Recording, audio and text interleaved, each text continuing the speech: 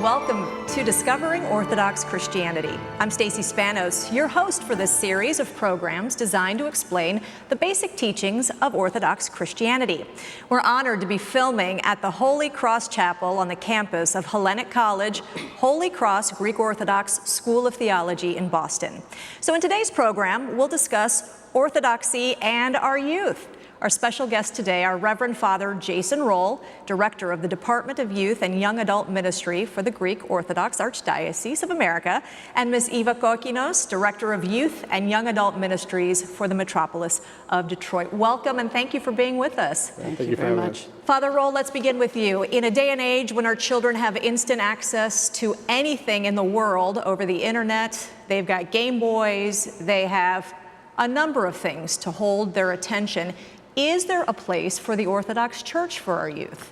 Absolutely. It's a matter of just embracing, similar to Christ, he went where he needed to be to learn about what his mission is going to be on earth. We must do the same. There is a place for us to be, whether it's in social networking venues, Facebook, Instagram, we need to be present where they are. So I absolutely feel there is a place for us to be. You have 3 young boys, I do. The oldest of whom is 12. What do you do to hold their attention in your home? Well, it's a matter of, it's a balance.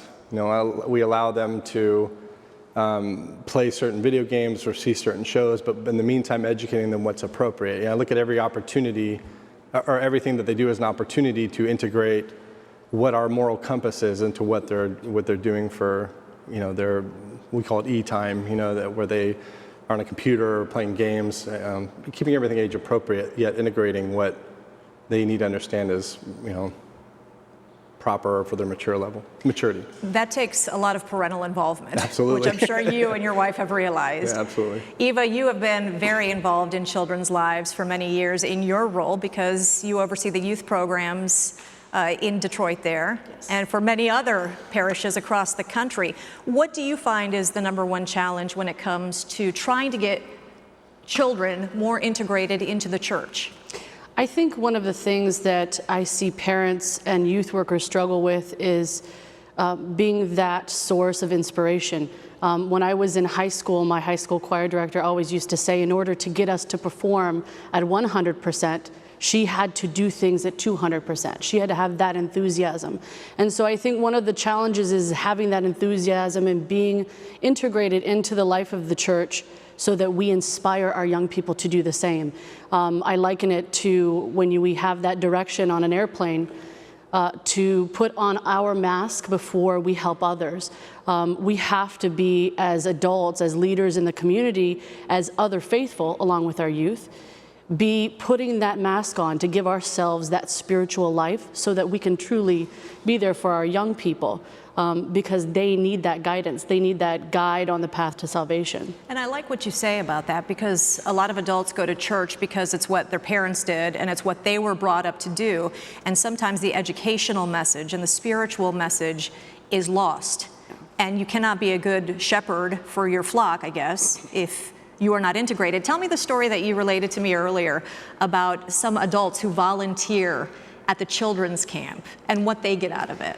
I think one of the biggest things you see, it's a misnomer, I think. I think it's something we think is just for the kids. And we do, as youth workers, go to the camps for the purposes of bringing our kids closer to Christ. But then we see these adults who volunteered their time for our youth, who are also being transformed. We look for transformation in our youth, but we also see the transformation in our adults, because we see through the youth programs they're able to focus on their spiritual life, and they do get the fellowship, and they do have the chance to serve not only in the youth group but serve in the community. So it really becomes a transformative experience, not just for our youth but for the adults who are involved. And it's not the interaction with nature, it's the spiritual component Absolutely. That transforms them. I think it's everything, really, honestly, because you're in an environment where you don't have outside influences, you don't have your cell phone ringing all the time, you don't have to worry about when to take your kids to soccer practice or what appointments you have next. It really is about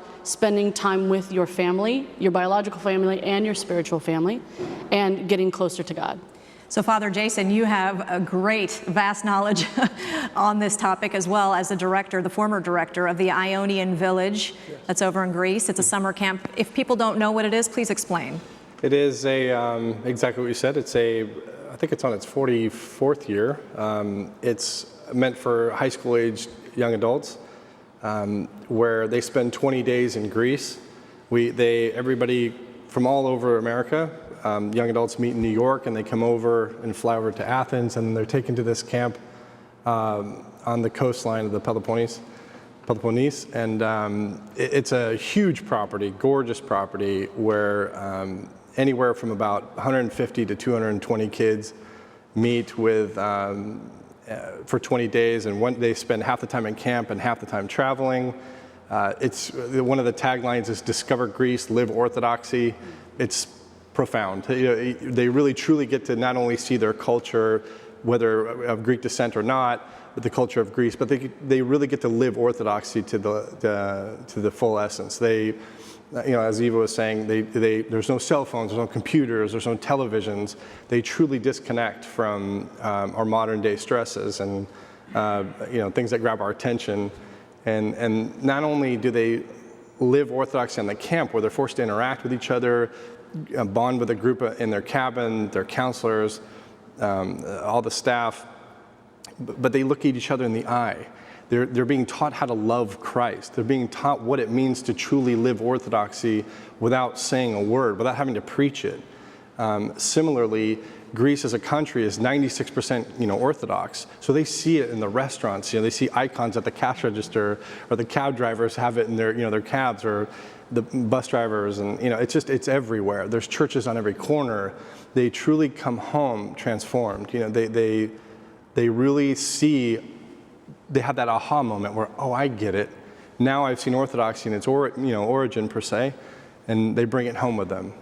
My niece went to it, I told you, a couple of years ago, and she came back transformed as well. And I remember seeing the pictures of the campus, and I think there was an area among the pines where, tell me what goes on there. So the pines is a term we use it's the forest section, kind of off to the back part of the camp, where we set up a circle of chairs, and we hold what's called Orthodox life sessions. And it's, in a nutshell, it's casual catechetical discussions with the guest priests of that session, or seminarians if there are some on staff, where they sit down and talk about contemporary moral issues in their language. They make, the New Testament or Christ's message very much in the present. So they have their chance to, without anybody around, they have a safe learning environment to ask the questions that they have about, well, what does it mean to love your neighbor? What does it mean when we go for communion? It's very difficult for me to forgive my enemy, and they have very open discussions with a very trusted network of their cabin mates and a priest who's there to have their undivided attention. I love that idea, because we all, of course, have questions about our faith, and what better venue than to be sitting in a natural, gorgeous place and have somebody who's trained in these matters helping you. Eva, what do you hear from young people about their church, their faith? Are they interested in learning more? Are they bored with it? Do they feel it's not stimulating enough? I think I've heard just about everything from, I do want to learn more. I think in general our youth are inquisitive. Every time that I've had a youth program or a retreat and I've offered an Ask Father Anything session or Ask the Leader Anything, every single time we have a multitude of questions. So our young people are asking questions about the faith. The question is, are we there to answer them? That's what I was going to ask you next. Are we doing a good enough job? I think that we could do better. We could always do everything better. And I think that we're trying with our youth programs that we have in our parishes, and our priests, are having to be in 1,000 different places at one time. So they're having to try to be there and to answer those questions. That's why it's so important not only to have clergy that are trained in youth ministry, but also to have laity. I'm an example of that. Thankfully, I was able to be here at Holy Cross to study theology and to be trained as a lay leader for youth ministry, so that we have people who can answer those questions, or to also offer answers for parents who might be getting those questions at home. It's very important. The education aspect is huge. And so, but we do also get, comments of, oh, well, you know, church is kind of boring. I don't really understand what's going on. Again, leading back to education. If we can sit down with our young people and say, this is why we have a Eucharist, this is why the church looks the way it does, then we can start to engage them more. They can understand more. Because isn't that really the best opportunity to change lives and keep people steeped in orthodoxy is when they're children? Absolutely. Because of course we do have adults coming to the church. You do have your convert every now and then. My husband is one. But the youth that are born into it, if we're having a hard time keeping them, and I'm not saying that we are, but that's when we have to hook them and reel them in, for lack of a better word. Absolutely. So you hear some people say that I see God when I go to the beach and watch the sunrise, or I see God when I'm out doing yoga. Is it okay to be spiritual and not religious? Is that okay for Orthodox Christians? I think in order to be spiritual, you have to be religious. I think that we use the term spiritual, well, you know, I'm spiritual, I don't need to be, I'm not religious, or I don't need to be religious. And a lot of people are mistrustful of religions as well. No, and I understand that. I think where I need to maybe shift the paradigm is that, you know, being religious doesn't necessarily mean that you belong to something you don't believe in. You know, you have to, in order to be spiritual, you should be religious. You know, having a one-on-one relationship with God is necessary as much as it is necessary to be, you know, part of an organized religion or a church. These are the places where you come to find your answers. Orthodoxy is an ocean. You're not going to go across the whole thing in a lifetime. It's vast, it's deep. The point is to get in the boat and sail. And to do that alone, you don't cover as much. You may not get the answers that are accurate. You're left to do a lot of self-exploration, searching the internet where, you know, answers may be inaccurate. Sketchy, inaccurate. We have a plethora of resources if you just go to Google, but that's not good enough. You know, you have to come to the church to understand what it means to live orthodoxy, to be amongst a community of people who are struggling like we are. The priest is struggling, the parishioners are struggling. We're trying to find our answers. We're trying to live in that hope and that love. We're trying to learn how to love Christ and through loving one another. And it's difficult to do on your own. By just saying I'm spiritual implies that I don't want to make the effort necessary to belong to a community and be religious, or the effort it takes to go to liturgy on Sunday, or a Goya meeting on a Friday, or et cetera, et cetera. Eva, I see you over there chomping at the bit. I think what do you say when kids tell you this? I say that you can't do one exclusively of the other. Being spiritual is a personal relationship. We do want to have that personal connection with God. And then through that, even the Trinity exists in a community. And so therefore, like Father said, we have to have that community to be able to say, oh, you're on the same path that I am. You're trying to figure this out just as I am. I don't get this, or I don't understand that. So you have that connection. So it offers structure to our spiritual personal journey, and our personal journey is enhanced by that. So I don't really feel that they can be independent of one another. They're interdependent. Those two terms. Let me ask you, Father, because you came to the clergy later in life, was there something in your childhood, you grew up in the Orthodox Church, correct? Yes. Was there something in your childhood, at one point in your childhood, that really stood out for you, where you said, maybe one day I'm going to take this path to get more deeply involved in the church? And I'm going to ask the same of you, so prepare your answer. No, you know, it's funny. As a priest, and I'm willing to admit this, you know, I had a difficult time going to liturgy on Sunday. My mom is of Greek descent. My father is a convert. You know, they went every Sunday, and for the most part, they had to drag me out of my bed to go. You know, not literally, but I don't think your experience is that different from most teenagers and children. Most cradle Orthodox especially, you know, and a lot of it is I just didn't understand it. And no disrespect to my parents, but it wasn't really explained to me what was going on. I was forced to stand there and just look and watch, and to me, I see that as a teachable moment. I should have asked questions. Why do we do this? Why do we do that? So I never did. I just complained, didn't participate, you know, and I just felt like, you know, if you would have told me at age 16 you were going to be a priest one day, I would have said, no, you're crazy. There's no way. So what I did is I was encouraged to go to summer camp. and camping ministry in general. I went to a summer camp where I grew up in Portland, Oregon, and that's where, Pandora's box. It was a safe learning environment. I was very comfortable. I was able to ask my questions. There were priests that, all around me that were very relatable and approachable, and that it was the moment. That's where I said, I get it. I see. Okay, now it makes sense. Now I'll go with a little bit more of an open mind, and quite willingly. And as I got older, I got more involved with camps. I became a counselor, then I became a director of the winter retreats that we did in Portland. And that's where Orthodoxy came to life for me. And that's when I first started thinking, I think I could do this for a living. Like, I really, truly feel like I'm being called to help in this way, because I found a way to connect what I've learned to what we do throughout the other 9 months of the year, and that was my, aha moment, I guess. So other 16-year-olds out there, their parents watching right now, there is hope. If you became a priest, right? Well, you had to be dragged out of your bed. How about for you, Eva? Was there a moment? I think that there wasn't a major aha moment, except for maybe when I looked at the Holy Cross catalog. I was finishing undergraduate school, thinking, what am I going to do? Do I want to continue pursuing my undergraduate degree in graduate school, or do I want to go a different route? And one of my friends actually was considering Holy Cross, and I looked at the catalog and I said, why am I not going there? It made perfect sense. So a year before, as I was finishing my undergraduate degree, if you would have asked me, would you ever consider the seminary? I would have said, no.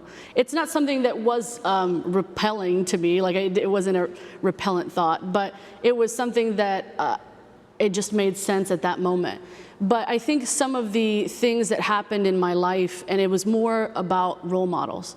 I saw the faith of my grandmother, my father's mother, who didn't know a lot about the faith and would tell you that readily. She didn't know, she couldn't quote scripture, but she was at church all of the time. She was every Sunday. If my parents couldn't go because they were working, they were taking us to church. They always faithfully were making prosforo. The life of the church was always within the home. And so that continued, of course, with my parents, and then other role models in the church, being youth workers or my clergy or other youth advisors who really just showed me that I could live a life in the church, be in the world but not of the world. So I think that's why I'm so passionate about being role models and really kind of helping feed ourselves as youth workers so that we can hopefully plant those seeds in our kids too. Somebody else. Yeah. So let me ask you this, Eva. What is the church doing to try to keep young people connected to the faith? And let's start from the younger age, like elementary school age, and then we'll work our way up. I think we have on a parish level, the Father will talk a little bit about the national ministries, because they've given us on a metropolis and parish level wonderful structures for developing programs for children that are preschool all the way up through young adulthood. And so we do have programming that addresses the needs of our young people where they are developmentally, and talking about the faith, whether it be crafts, whether it be resources, whether it be sessions, movies, or even music ideas, to be able to answer their questions. And we've gotten more and more advanced in even giving them interactive pictures or ways to learn about what they see in church or what they hear in church. We do have youth ministry programs. A lot of people think that that's just something that happens in the Protestant and the Catholic Church. And the Orthodox Church is doing amazing things when it comes to youth ministry. So we have that. We also have ways to not only teach our young people, but also to teach our youth workers, to train them to be the best educators and role models that they can be, whether they be Sunday school teachers or youth directors, youth advisors, to help our clergy continue with that education and teaching them and getting them engaged. And now the national level is what you want to speak about?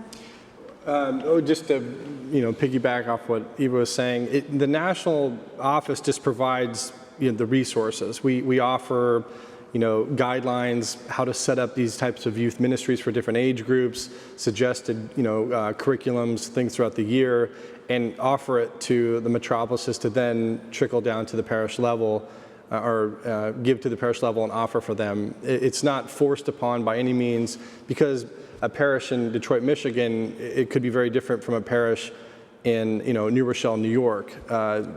It's more or less just what we see as here's an opportunity for Orthodoxy 101 kind of topics in education for different, age groups. So what you would teach a 6-year-old would be very different than a 15-year-old. Absolutely. So, yeah.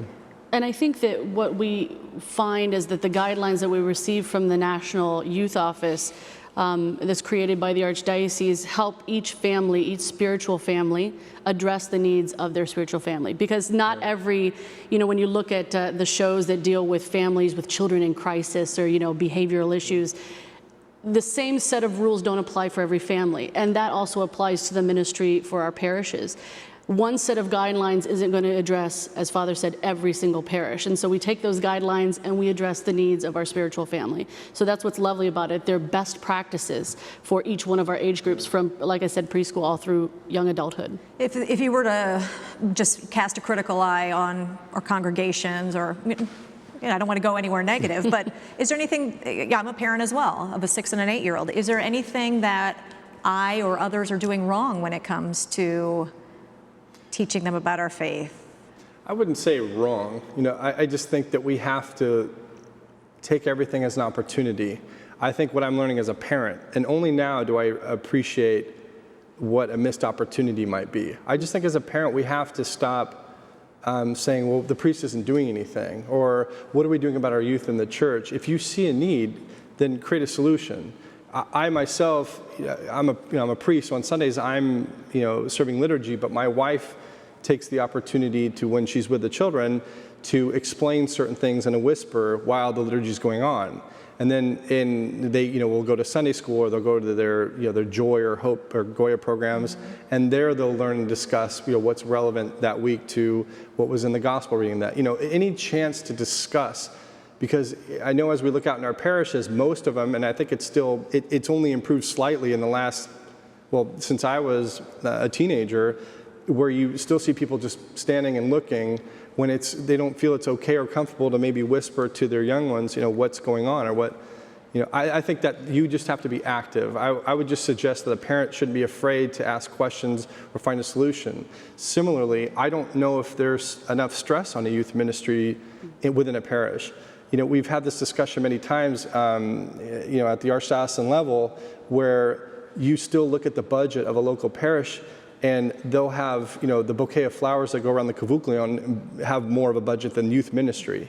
And I'm not saying that's in every parish, but that to me, needless to say, I worry about that, because my pride or my passion is helping our kids learn. You have to educate them, teach them how to love, et cetera, et cetera. That budget should be a little higher. Maybe they hire somebody that does it on a part-time basis or a volunteer basis, to where that's all they do all week, is to help interact their children, teach them, what we're doing and how to serve and, service others, and make it a priority in their lives. Absolutely. Eva, how would you counsel a parent? How would you counsel me or others watching out there the best way to integrate faith into our children's lives, everyday lives? I think that it's about showing how it integrates into every part, whether it be something as simple as making sure that you pray at home before every meal, because then there'll be that natural instinct that when they sit at lunch with their friends, that something is missing and that they need to at least make the sign of the cross. Or making sure that Sunday church is always a priority, to try to be there. And I understand, I don't have children myself, but I know that it's very difficult to cart 2, 3, and 4 children to church every Sunday. But to be there, to show your young people, your children, that that's a priority, that is something that is the Sunday, it's for God, that you have to make a priority for that. I think also just in everyday things, in making sure that in your home, you witness that you have icons and you have different things that represent the faith, that make the home like church, so that then when they come to church, it's not something foreign. When they see the icons, they're not exactly sure what to do. The home becomes that way that they can transition. And it's such a beautiful reminder of our faith to see those icons. Let me ask you about college-age students. That is probably one of the toughest times of life, period. And now you're trying to keep a child that age faithful and spiritual. What's the best way to go about it, Father? We are in the process of passing the baton. So if I may take a step back, we do offer OCF, Orthodox Christian Fellowship, which is a college-age ministry organized on a pan-Orthodox level. Most campuses, and it has been growing quite rapidly in a number of years, where most college campuses have an organized OCF group. And whether they're Antiochian Orthodox, Greek Orthodox, any Orthodox under the Assembly of Bishops, they're welcome to join and fellowship, and again, trying to keep that casual catechetical discussion, also worshiping together, and they rotate churches, whether they go to the Antiochian one night or they go to the Greek Orthodox or the Greek one another night. It's a way to have that church and while they're going through their years at college. It's a very effective ministry. It has great results. A lot of great friendships come out of that. It's almost like having a temporary camp setting while you're in college. What we're working on to strengthen is that passing of the baton. It seems to be there still seems to be a lot of disconnect when, let's say, I'm going to Oregon State University, and I just don't realize there's an OCF or one exists because the word of mouth isn't spreading fast enough. And there's that disconnect. I start to disconnect from the church because the nearest Greek Orthodox church to me is an hour away. That's not worth the effort to go. It's okay, I'll go on Sundays when I'm visiting my parents, et cetera, et cetera. Is that a matter of maybe having a counseling session before a college-age student goes off to college, kind of like you do with your high school counselor? Right. Maybe you have one in your church? OCF does offer an off-to-college seminar. Similarly, our national office is creating and composing an off-to-college retreat where it will be a seminar or a guideline or what have you to offer a parish that somebody there could administer, or we could send one of our representatives to fly out and hold a mini retreat at your church. But both OCF and the national office do offer some sort of retreat or seminar on how to keep them integrated or send them off as they go to college with what the next step is or where they can integrate into an Orthodox community. So if somebody's interested in trying to find out about any of these programs, these are all readily available online. Is that correct? For the most part, yeah. Pretty soon. A lot of this is being created right now, and then they will be available online. We do have resources that we're building to have readily available online. Our website isn't updated with all of it as of yet, but it should be. But will be. So Eva, let me ask you, what can young adults offer to the church? Young adults offer leadership, they offer education. I mean, our young adults now are some of the most educated people of their time. Everyone is growing more and getting more advanced degrees in this day and age than our families did. They actually instilled in us as young people that they wanted us to be maybe the first ones to go to college in the family. So our young adults have so much to offer, and they've been out in the world. They're now moving more places than we did, where our families stayed in one place. They didn't move a lot, where now our young people, because of the economy, because of different issues, are having to move from state to state, to church. They have such a wide variety of experiences that they can offer to a community. And I think the biggest thing that we have to offer them is that community. I think one of the biggest issues with the disconnect is not feeling part of a community. One of the focus groups that we did a long time ago in the metropolis of Chicago was to sit down with some young adults and ask them why they were disconnected, and maybe if they were connected, what connected them to the church. And one young lady said, the only reason that I chose the church that I now attend was because at the end of the service, I went to receive the priest's blessing, and he said, "Thank you so much for being here." And as a young person, it can be that simple, because you want to feel like you're wanted, like you're seen in that family. It's just like if you were in your own family and no one spoke to you. And so, but I also have an issue with our young adults. While the church should be reaching out to our young adults network for dates, network for jobs. They also have to network with the church. They have an extraordinary amount of talents that they need to be giving to the community as well. We need them, and they need to offer themselves. Otherwise, we have some churches that have over 1,000 families, and so we need to know where they are, and they need to make themselves available too. Can you imagine, you said a lot of the young adults are worldly, they're very well educated. That would be wonderful to have on the parish council one day. A lot of young people see some of the older members of the church who have been on there for years. Absolutely. Has anybody expressed an interest but said, I don't want to do it because I don't want to be there with, my papu? Yeah. No offense to papu this out there, which is grandfather. Well, and there's some validity to being on a council with papu. They offer a history and experience that a young adult is not going to have. They've been in the church since the beginning, maybe even since the beginning of the church's establishment, that particular community. So I think that young adults shouldn't be discouraged by our elders being part of the council, but I think that we should be inspired to help offer that other, the young adults should be inspired to offer that other perspective. So, and then similarly with our older folks, our refined folks in our communities, that they also need to do the same, see the validity and the value of their contribution. Correct. Yeah. Let me ask you this, Father. Is the youth our future, or are the youth are now for the church? They're now. So often, the children are our future, the youth are our future. No, they're right now. They are absolutely right now. We need to stop saying that because, and I'm guilty of it as well, I think I finally have my brain programmed to respond that way, but they are definitely now because we're taught, Christ teaches us to live in the now. Don't worry about tomorrow, and we have to focus on the fact that the opportunity is every moment you have with the youth or a young adult. The priority should be now. The focus needs to be instant, this is our chance. This is our time. It's clear that we have a disconnect. However, the optimism I have is that they haven't gone too far. I think they're just kind of in a holding pattern, waiting to be shown that they're loved and they're welcomed and they're needed, and we respect their individuality and we want them a part of what we're trying to do, and that's, hope in the resurrection. Please give people the website address if they want to find out more about our youth ministries.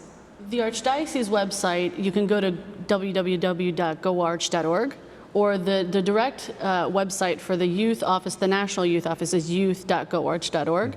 Ours is detroit.goarch.org. And also we referenced OCF, and their website is ocf.net. For our Orthodox Christian Fellowship, the college ministry. Well, we thank you, Father Jason Roll, and we thank you, Eva Kokinos. I'm sure that your words will inspire many of us to reach out to the younger generation and help them become more involved in our faith and our church. I invite our viewers to watch more programs in this series entitled Discovering Orthodox Christianity by logging onto our YouTube channel. It's www.youtube.com/Greek Orthodox Church. I'm Stacey Spanos. Thanks for joining us.